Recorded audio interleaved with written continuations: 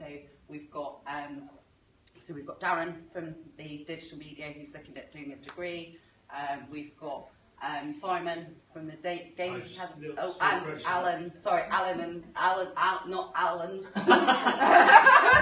Sorry, you told me. Alan James doing a bit on digital media, sorry. Darren doing stuff on promoting Cornwall as a digital heartland, which is a really exciting project, which we've been linking up on. And Toby will be here soon, hopefully. He's going to do a little EU kind of funding update as well for us. So hopefully it'll be really kind of interesting. And going forward, we're hoping to try and run these monthly, but it is kind of dependent on the community as to whether we can do this sort of thing continuously. Make sense? Hello, come in. Right, that's all right. There's a couple of chairs around if you've not got any. I think we're being periscoped, so hello world, and videoed as well. So I'm hoping that I can just kind of drop this onto the website as well for others, because quite a lot of people couldn't make it tonight. So I know probably half of you in the room know quite a lot about Software Cornwall, and the other half probably don't know very much at all. So hopefully this will give you a bit of a kind of flash slides of what we've been up to. So Software Cornwall, to take you back, about 5 years ago I started working with Oxford Innovation, and we introduced Agile to some high growth software development businesses, and out of that came a very informal group called Software Cornwall that we started calling ourselves Software Cornwall. And in April, the funding for that, so that was a part of my role through Oxford Innovation, was to help kind of pull those guys together, and we did some really interesting little projects on influencing funding and things like that. So if you got funding for actual labour through something like Superfast Business Cornwall, then that was the result of the team working with the RDF to try and get salaries actually funded rather than just capital investment. So that's a good example of the sort of things that we were doing, and we were working with Cornwall College to get them to do a computing degree as well. And so in April that funding ran out, so my project ended, and that group said we don't want to stop, we want to carry this on, and we're willing to actually pay a membership to do this. So we set up a not-for-profit in May, with the idea really of trying to get a core network up and running. So we're, do most of you kind of use Agile or Lean approaches or know of them? So we're taking an Agile and Lean approach. We're just kind of bootstrapping it, working out where the value is to you guys, and then trying to deliver that within the pot that we've got. To make clear, we are not funded at all by EU. We're not funded by any organisations or parties. It's purely your membership that's keeping us going, and that's kind of something people are assuming, that we're just funded by EU, and we're not. So we're actually forming because we're not anymore. From my personal perspective, you know, I'm really passionate about the fact that Cornwall's got a really strong engineering past. You know, the kids in our county have got engineering genes in them, from railway, from mining, from marine, all sorts of different, and this is the new generation of engineering as far as we're concerned, and we've got businesses that are screaming out for software developers. So one of the key things is trying to get that pipeline fixed and get more people into it. So we're kind of building on our heritage, if you like, with the new future. I've thrown a couple of slides in, again they're kind of fairly minimum viable slides as well. So the committee at the moment, this is how it stands. So we've got founding kind of members, directors, and a committee who are basically volunteering their time to help to pull this together. As I say, I'll make these more visible. I'll make these visible on the website, and it's being recorded as well, so that's good. And we've got kind of extra help from some companies as well, which is great. At the moment we've got, so I think we're 13 members now, so we started with 5, we're up to 13, and we're representing probably about 120 people in the county through those members, and we're hoping to build on that, obviously. We're also collaborating with a few different people. So, for example, Cornwall Careers Show let us exhibit at their show this year, which was fantastic, and we all got together and collaborated on that. Microsoft have been down. I'll pick out a few of these as we go through.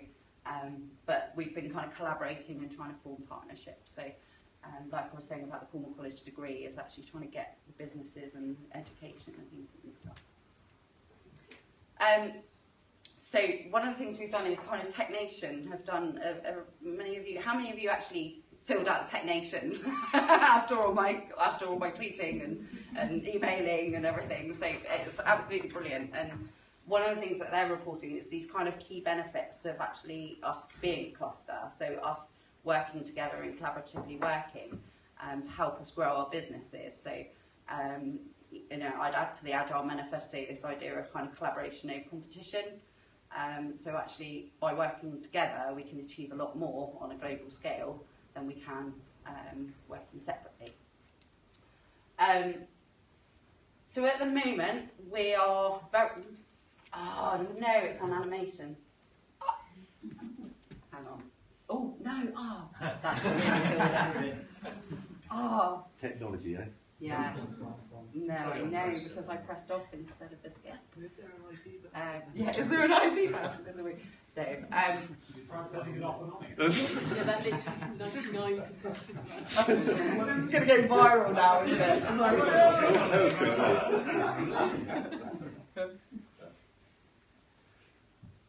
Send it off. Yeah, I went to press escape and it hit the off key as I was escaping. So, but otherwise I've only got about 9 seconds to slide, which is probably about right considering we're running behind time. And it's an ace, so it's good. Sorry. So actually I can keep talking. So what we're trying to do at the moment is just get a core network up and running, so like a minimum viable network. Which basically will keep the website up and running. It'll keep us doing some basic events. It will get us with a newsletter going out, and then we really want to kind of build on that. Right, hang on, this is where I have to stop talking. I think.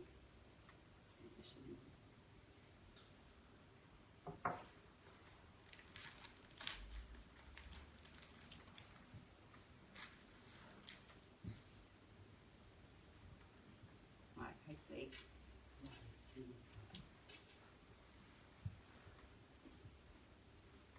Yeah, that's stop. Right.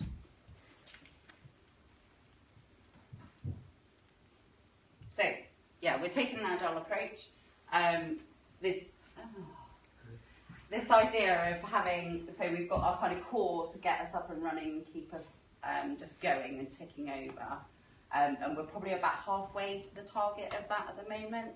And then these areas are the kind of through doing some meetups and talking to different people and the work that we've done over the last couple of years. These are the really key areas that the businesses have kind of fed back and said these are the things that we really need support with.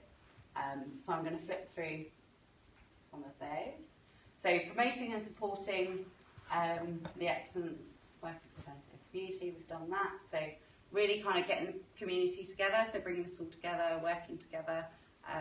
Quite a lot of you might be familiar with Agile on the Beach, so they're one of the members now. And really one of the phrases that I've coined is wouldn't it be great if we had like a continuous Agile on the beach? So, continuous learning, continuous workshops, continuous experts coming down, continuous social gatherings that we're all getting together and working together and actually building on that concept. So I kind of like that as a concept of how we can see our vision going forward. A massive thing is getting our, like I say, the pipeline is broken down here in terms of getting kids through into software engineering, into coding. It's not seen as a particularly trendy thing to do. They're just not aware of it at all, really, as a career option. So a big thing I want to do is really raise the awareness and visibility and get us seen as a really good option for recruiting and careers in the future. And there's a few things we've been doing. So back in May, we had these are a couple of the lads from St Muir's School who have been doing some scratch coding, and they made a helicopter game, and it was absolutely brilliant to get them, and they were so delighted to show everybody, and it was all sound activated, which was really cool. So the audience had to participate to keep the helicopter in the air. So we've been, Mike Trebilcock, who isn't here this evening, unfortunately, has been called away. He is so busy. He works at Cornwall College, and in his spare time he runs marathons to get defibrillators around the county. So he is just the most awesome guy. But he's really worked hard. He works with St Muir's School, getting their code clubs up and running, and now we think we've got about 40 code clubs up and running across the county. So from a volunteering perspective, you know, if you're, you know, we're all close to primary schools, we can help to get people engaged, get them STEM ambassadors, help them to set up code clubs. Mike's basically got like a template now that you can then go in and work with a school and actually run a code club with them, which is fantastic. And that's been done with help with people like Barry, who's in the room, and other people around who've been volunteering to do that. DigiGirls was fantastic. We had, so Kate Hughes is on our committee, and she is a director at Skype, Microsoft, and they're running this scheme globally called DigiGirls, and we had it happen in Eden. And basically what happened is we had, it was a really great model. We had 10 year 10 girls from 10 local secondary schools. So we had 100 DigiGirls, and yeah, I'm going to have to, I didn't switch it off, but come back on. Got lights and so. Yeah, I'll just keep flipping back because that stops it. But we had 100 girls join the day. We basically did this product design, and it was really awesome. You just saw these girls kind of sat there at the beginning going, oh, right, whatever. And then by the end of the day, they were like, wow, look, we've created this Get Outside app, and Microsoft are now working with them to do a prototype. And then that's going to be handed over, hopefully, in a couple of weeks. And Mike and Barry and a couple of others up in Bodmin, which is the winning team, are going to help the girls to actually try and develop their app further. So that's kind of like just like a really nice thing that we've been able to do, and something that the membership has paid to do as well. So it's helped us to organise that and make that happen. And Kate put a phenomenal amount of her own personal time into making that happen as well. We've got the coding school as well. So there's the Mission to Mars, which is now fully booked. That's happening in Liscard. We're basically trying to run them every school holidays now. So again, based on voluntary and business contributions, they cost about £1,000 to run. So businesses have been sponsoring them and putting some cash in to make them run, and then basically, again, volunteers, like I could keep pointing at you, Barry, for the education bit, because you've been doing some amazing work, have been volunteering their time again to help run those. So it's basically what they're going to do. They're going to get, is it 25, 26 kids? I think it's now. So 15 to 18-year-olds are going to gather in Liscard for 4 days, and they're going to basically be pitched in that, right, we've won this contract to deliver Mission to Mars robotics and software. We're going to spend the next 4 days actually building that, and so they're going to kind of run it like a tech startup, which is quite exciting. So that's really great, and we want to do as much more of that as we can, but obviously, again, we're limited by what we can do. And also we're hoping that we can kind of tap into other projects as well as we go. So there are going to be pots of money that we can look to do particular projects and build on those. And that's one of the robots. I just think they're really cute. Well, they'll probably get told off for calling them cute, but yeah, they're really great. And again, just to give a name plug as well, Stephen Moore from who works for BT, works up in London but lives in Cornwall, has built these robots, and he built the traffic lights for the careers show, so the kids could actually program a proper set of traffic lights that I don't know where Mike Bilcock got them from, but his toys are definitely getting bigger. They did apparently they handed them over from boot to boot outside of the BT exchange in Bodmin. Oh, was it? Steve was saying, like, I hope you've got these legit, we're on camera. So they literally, that kind of bootstrapping, and Steve's obviously brilliant at electronics and stuff, and there's some photos on the career show post actually of you guys looking at the electronics, so that's good.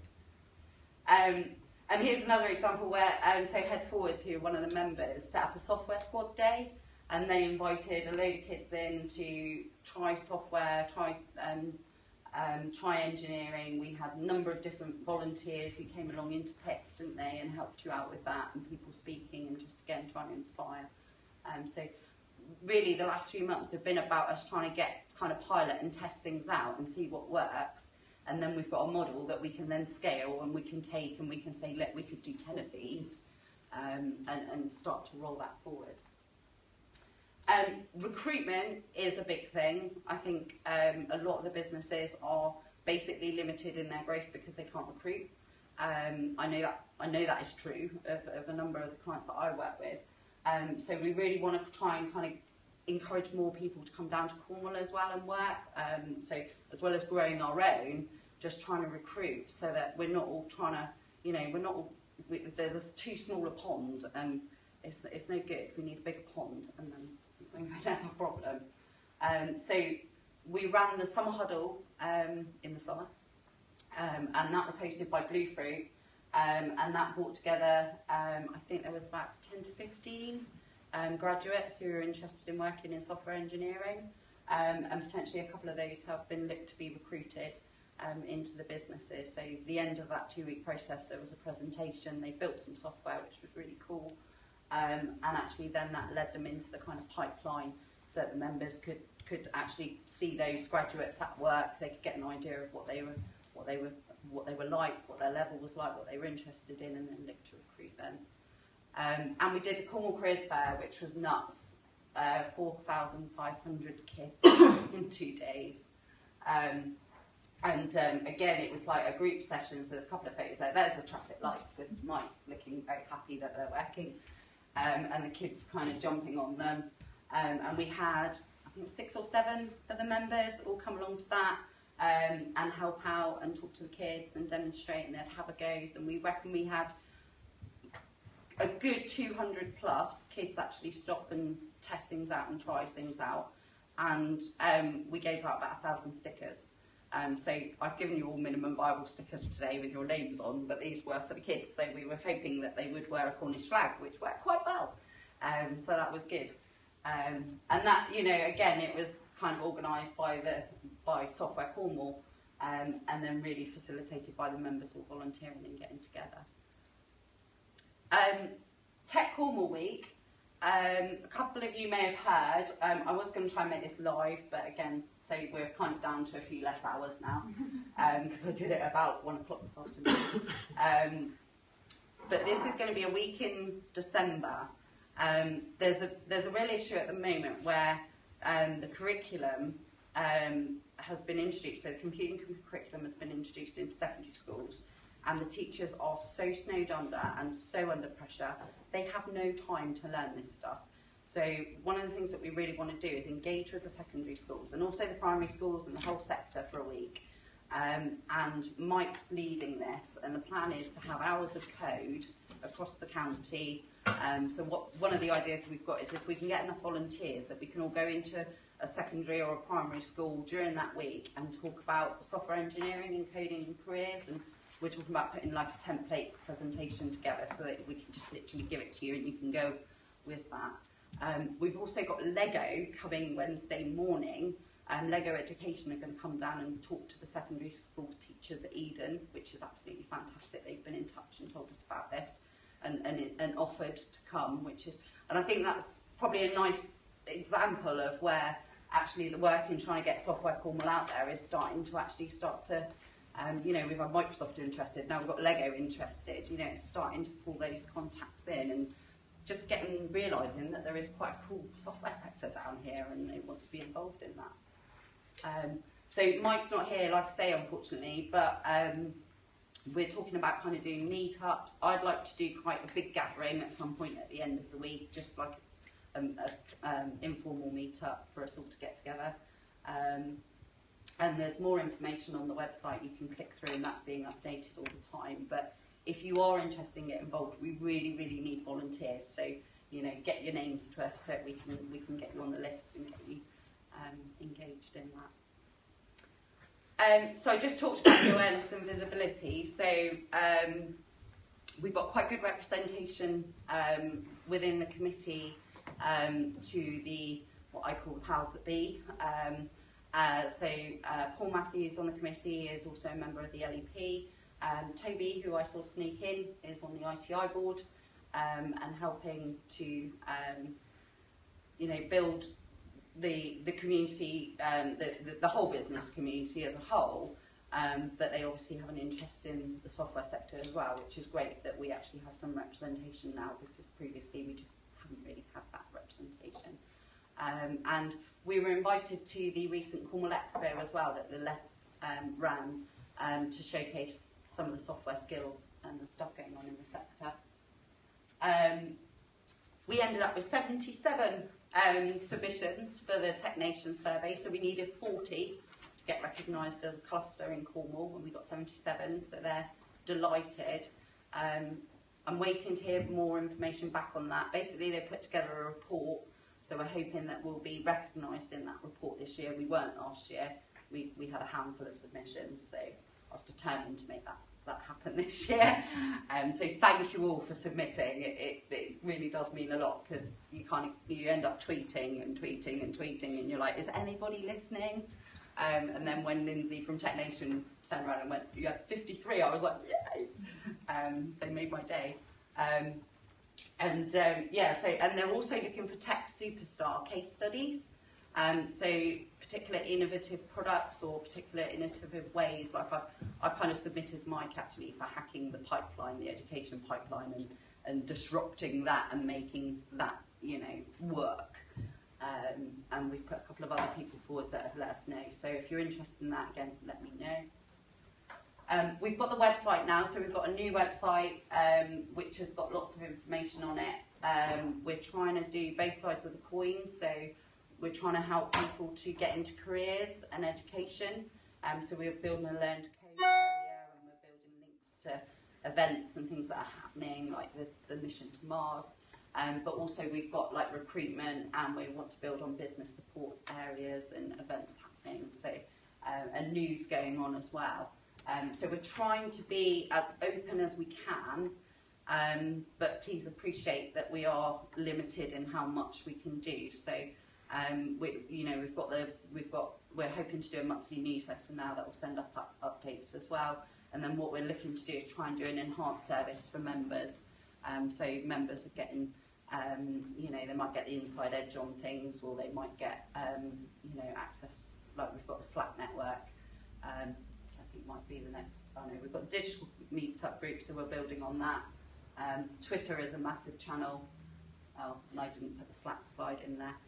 But we've got the Slack network as well, which we have kept to members, which like Woe's been on there with the Polymer channel, so they've been talking about using Polymer and how to have like a developer kind of forum on there, and then we've got lots of other conversations and things going on, and posting things up that I find or other members find to share that throughout the community. Okay, another thing we've done, so was there anybody here on the JavaScript course? Tom was. So we crowdsourced Getify, who's an ace JavaScript developer from the States. We set up at Cornwall College an introduction to JavaScript, and a couple of the guys came back and went, well, an introduction's great, that's wonderful, but we'd really like an advanced one. So I said, well, who would you like? And they said, Getify. So we emailed Getify and said, can you come and do this? And he went, yeah. So we actually managed to crowdsource that. We had 21 people on that course, and I think we'll say it's phenomenal, wasn't it? It was absolutely awesome course. And by crowdfunding it, we were able to kind of keep the costs down and spread the costs throughout. So that worked really, really well. And we'd like to do more of that. So we've got Seb Rose coming down in November. He's doing a 2-day workshop on software architecture, which again is going to be a really cool workshop. So if anybody's interested in that, let me know. We've got a couple of tickets left. So again, we got to the point where we knew we could run it. We had a minimum viable workshop, if you like, and then if we get more tickets sold, you might get pasties or something. So there's the Seb one. There's Slack, there's the Polymer channel. And then kind of looking to the future, and probably ties in quite nicely with what Phil was saying as well, like things like the Barn Coos building have been built, and super fast development. So we really want to link in with those guys as well and make sure that we're kind of giving that feedback again and making sure that we can get that. And so the new building at Barncluse has basically been kind of taken over by Blue Fruit, more or less. And they've got a little bit of space left there now, but workspace is a real key thing in terms of helping us to develop. And they're kind of in the pipeline. This is our optimum, is that we'd like to see either a fibre park or a number of mini fibre parks around the county that actually have awesome connectivity and give us locations that we can come to, and building on some of the great work that's been done already. So we are not-for-profit, funded by our members. We do business and personal membership options, and we're free to students, so we want to encourage students to connect with us so you can all employ them later. And partners and sponsors are very welcome as well. So, you know, if it is something that you're interested in and you want to support us, then please do. I know there's a good few faces in the room already who have joined us, and that's made a real difference. We are getting to a bit of a crunch point now where I'm having to scale right back what we're doing because we don't have the cash to go forward. So we're coming back to a core network, but hopefully we're seeing members coming on board, and that's kind of keeping us. But just, you know, we want to keep this going. As I say, we're probably about halfway to our target of actually having the kind of minimum viable community. And that's it. I've probably totally overrun on time, sorry.